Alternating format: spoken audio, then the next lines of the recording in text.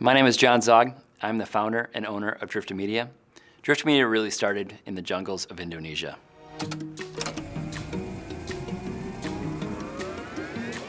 My sophomore year at university, I joined a mission organization called YWAM, where we were doing mission work in Indonesia. This is where I really fell in love with storytelling and saw the need for telling stories of people that are making a difference all over the world.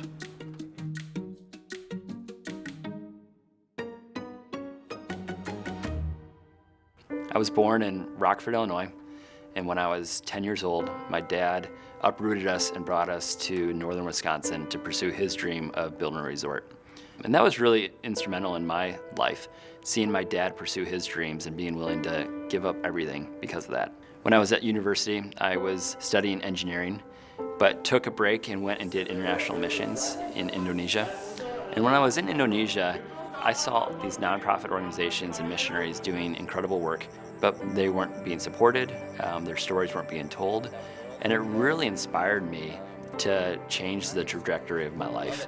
From that moment on, I've really been pursuing storytelling for organizations that make a difference. Before I graduated, I got connected to the Evangelical Free Church of America, and I shared with them my dream of telling stories for missionaries, and they said that they can make that happen. And so after I graduated, I went on a 6-month tour around the world telling stories of missionaries and teaching them how to use video to tell their story.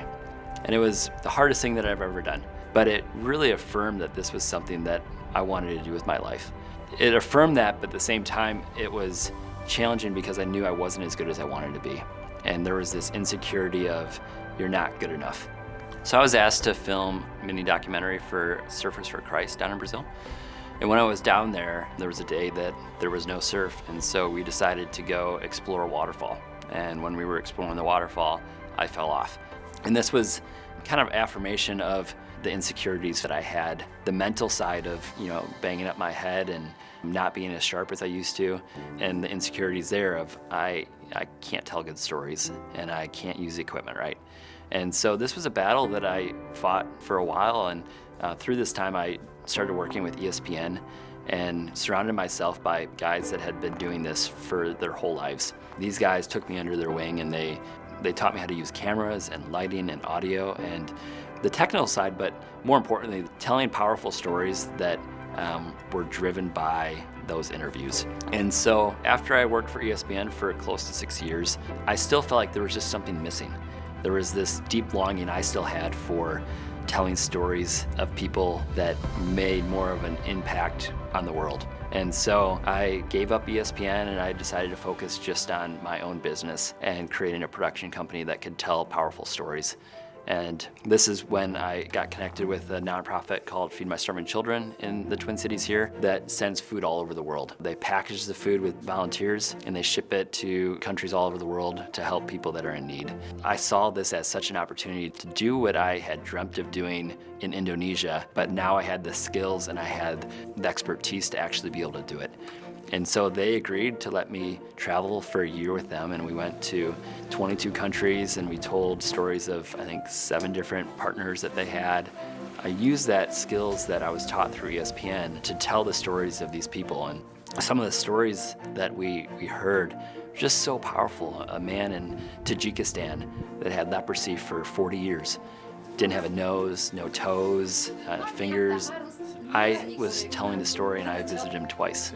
And he looked at me and he said, "You're more of a brother to me than my own brother because you've visited me twice."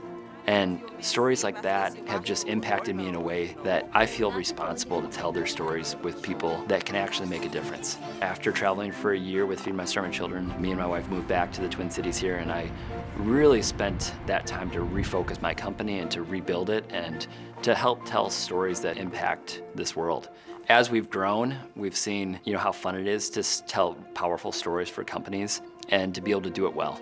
Throughout this journey of telling stories and losing my confidence and then regaining it, through working with ESPN and really living my dream of telling stories of nonprofits all around the world. The example that my dad set when he left everything to pursue his dreams of building a resort have really helped shape my life into pursuing my own dreams and to work hard and to believe in myself. My dad recently passed away from lung cancer, but the legacy that he has left for me to pursue my dreams and to work hard, I hope that that also translates into anyone who we work with as Driftwood Media, that we encourage people to pursue their dreams and to make the most of every opportunity they're given and never to doubt themselves, but to have confidence that they can do whatever they want to do. And that's, as a company, we believe everyone has a powerful story to tell. Sometimes they just need a guide or someone like us to help pull out that story and tell it in a way that is powerful and that does move people and makes a difference in this world. My name is John Zog, and this is our story.